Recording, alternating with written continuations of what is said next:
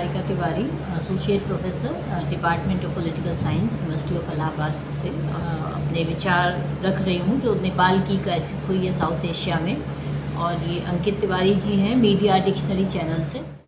सर्वप्रथम मैं ये कहना चाहूँगी कि अगर हम पूरे दक्षिण एशिया को देखें, इसकी एक जो हिस्ट्री रही है, तो उस हिस्ट्री में जाने के बाद हमें पता चलेगा कि यहाँ के जितने भी स्टेट हैं उन्होंने भले ही गवर्नेंस के मॉडर्न तरीक़ों को स्वीकार कर लिया है, लेकिन उसकी स्वीकृति जो जनता में जानी चाहिए, एक हम जब प्रजातंत्र की बात करते हैं तो हम बॉटम टू टॉप अप्रोच की बात करते हैं, तो वो चीज़ कहीं ना कहीं हमें देखने को कम मिलती है अपेक्षाकृत यदि हम अन्य देशों से तुलना करें। तो भारत की जहाँ तक बात है तो भारत में एक ऐसी व्यवस्था शुरू से चलती रही और संविधान आधारित सरकारें चलती रहीं, संविधान के प्रति सम्मान चलता रहा, जिसकी वजह से हमारे देश में यदि हम देखें तो संविधान में सुधार जरूर हुए हैं, लेकिन किसी ने संविधान को परिवर्तित करने की बात नहीं की है। और सुधार भी इसलिए हुए हैं क्योंकि परिस्थितियाँ बदलती रहीं, नई चुनौतियाँ आती रहीं, तो हमने उसके अनुसार स्वयं को बदला। अब यदि हम बात करें नेपाल की, तो नेपाल के इतिहास को हम उठा करके देखेंगे तो हम पाएंगे कि नेपाल ने कैसे स्वयं को पहले राजतंत्र से प्रजातंत्र को लाने के लिए वहाँ आंदोलन चले, और ये पहली बार नहीं है जब नेपाल में हम किसी प्रकार का आंदोलन देख रहे हैं। यदि हम इतिहास में जाएं, अगर मुझे डेट सही याद है तो 2005 में भी एक आंदोलन हुआ था, और उस आंदोलन के दौरान ये प्रयास किया गया था कि कैसे एक नए नेपाल का निर्माण किया जाए। इतिहास में और भी हमने समय देखा है कैसे राजतंत्र को लेकर के प्रजातंत्र को स्थापित करने के लिए भी नेपाल में समय समय पर संघर्ष होते रहे हैं। तो ये जो 2005 में एक ड्रीम दिखाया गया था, स्वप्न दिखाया गया था, उस स्वप्न से यदि हम जोड़ना चाहें 2025 के नेपाल को, तब हमें जो वहाँ की सच में स्थितियाँ हैं वो समझ में आएंगी। जब भी हम किसी मूवमेंट को देखते हैं, खासकर जब क्राइसिस होती है संकट का, और वो पॉलिटिकल संकट आता है किसी भी देश में, तो हमें लगता है कि अच्छा ये ए हुआ, A is the reason of B, ये घटना घटी क्योंकि ये वजह थी। लेकिन यदि हम गौर करें, उसका विश्लेषण करें, तो हमें समझ में आता है कि एक इमीडिएट कारण होता है, तत्कालीन कारण, और कुछ कारण होते हैं जिनको अंडरलाइन कारण कहते हैं, जो लंबे समय से चले आ रहे होते हैं, और जब वो सैचुरेट हो जाते हैं, जब वो एकदम परिपक्व हो जाते हैं, तब कोई एक कारण होता है जो पूरे विद्रोह को, विरोध को, आंदोलन को ट्रिगर करता है। नेपाल के परिप्रेक्ष्य में यदि हम देखें तो हम पाएंगे कि ये सिर्फ ऐसा नहीं है कि जेन जी को सोशल मीडिया से रोका गया, चलाने पर प्रतिबंध लगाया गया और इसलिए वो सड़कों पर आ गए। ये इतना बड़ा मुद्दा नहीं है जिस तरह से हमें दिखने में आ रहा है। इसके पीछे बहुत सारी वजहें हैं, जिसमें गवर्नमेंट का डिसफंक्शनल होना, जिसमें आर्थिक असमानताओं का होना, जिसमें लोगों को ये लग रहा है कि एक शब्द जो मैं बार बार पढ़ती आ रही हूँ, सुनती आ रही हूँ, उसमें अब कहाँ तक सच है ये तो जब हम वहाँ जाकर कोई सर्वेक्षण करेंगे तभी पता चलेगा कि नेपोटिज्म की बात आ रही, भाई भतीजावाद की बात आ रही है। तो भाई भतीजावाद सिर्फ नेपाल केंद्रित नहीं है, साउथ एशिया में आप कहीं भी देखेंगे तो ये ऐसा एक फीचर है, एक विशेषता है जो आपको नज़र आएगी।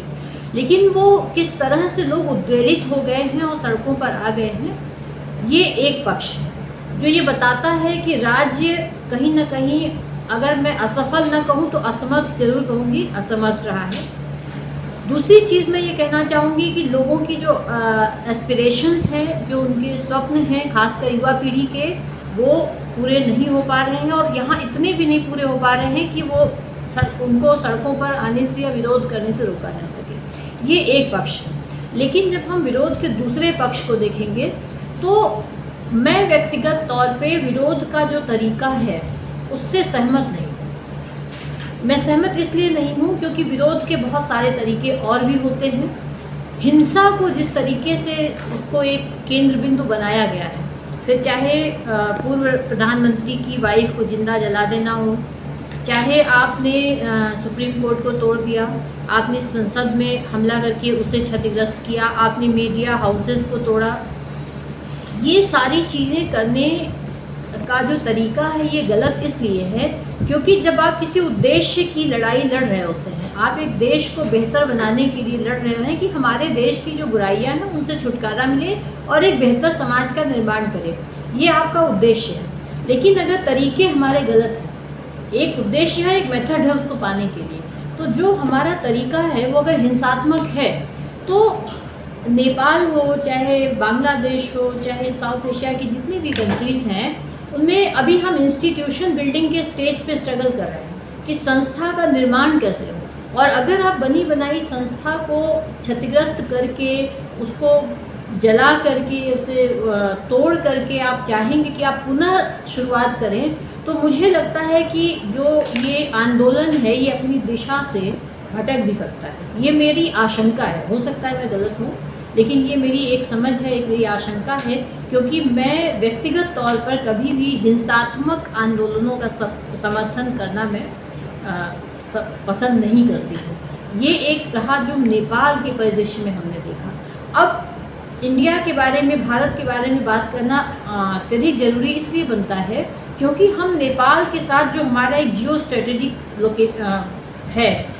स्थिति है, उसमें हम देखेंगे कि बहुत लंबा हमारा सीमा क्षेत्र है जो हम नेपाल के साथ शेयर करते हैं और वो खुला हुआ है, पोरस बॉर्डर है, आवाजाही बहुत आसान तरीके से होती है। तो ऐसे समय में, ऐसे देश में जब ये संकट आया है तो उसका एक जो हम स्पिल ओवर इफेक्ट कहते हैं वो हमारे देश में कहीं ना कहीं देखने को मिल सकता है। दूसरी चीज़ है कि बहुत सारा नेपाली डायस्पोरा है जो हमारे देश में काम कर रहा है। हमारे यहाँ बहुत सारे लोग हैं नेपाल से जो विभिन्न प्रकार के कार्यों में लगे हुए हैं, क्योंकि दोनों ही देशों में अच्छी खासी संख्या हिंदुओं की है, इसलिए उनके पारिवारिक संबंध भी एक दूसरे से बने हुए हैं। तो ये सारी चीज़ों को जब हम देखते हैं तो भारत के लिए ये बहुत ही महत्वपूर्ण मुद्दा बन जाता है कि कैसे ये जो आंदोलन नेपाल में शुरू हुआ है, इस आंदोलन को एक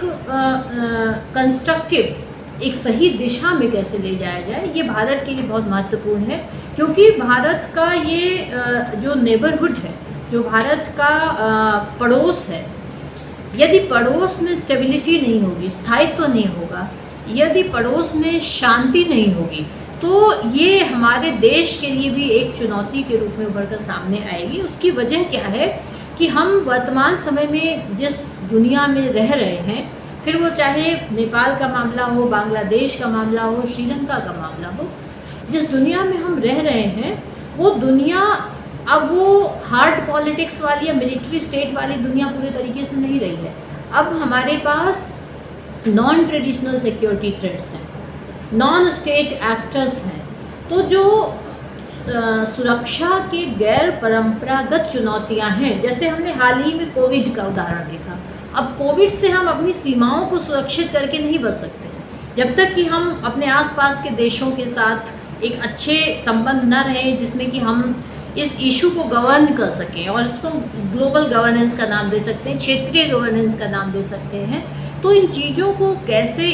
ऐसी चुनौतियों को एड्रेस किया जाए। इलीगल माइग्रेशन का मुद्दा है, इसको कैसे देखा जाए। जब तक दो देशों के बीच में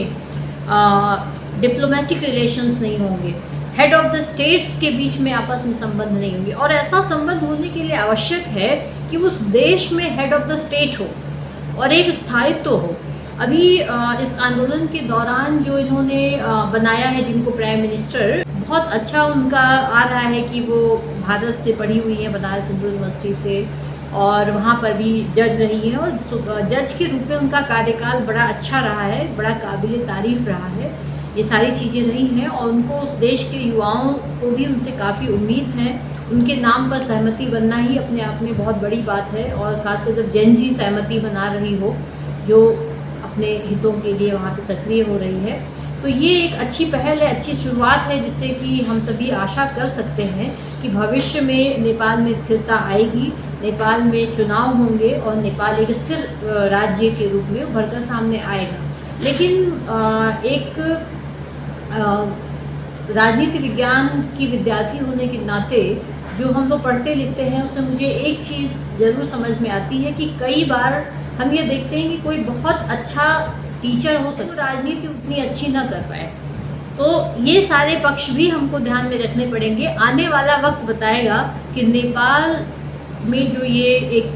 तरह से जो संकट हम कह सकते हैं या आंदोलन हम कह सकते हैं जो शुरुआत हुआ है, संकट इसलिए हम कह रहे हैं क्योंकि हिंसा बहुत हुई है, और आंदोलन हम इसलिए कह रहे हैं क्योंकि जो आंदोलनकारी हैं उनके हितों को की अनदेखी की गई है। तो भविष्य में ये कौन सी दिशा लेगा, इस पर अभी कोई निष्कर्ष पर पहुंचना मुझे लगता है कि जल्दबाजी होगी। और साथ ही हमको ये भी देखना है क्योंकि नेपाल एक लैंड लॉक्ड कंट्री है, चारों तरफ से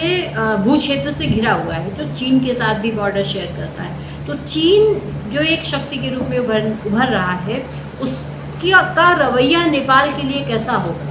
ये भी इन सारे जो हमारे डायनामिक्स हैं उसमें एक बहुत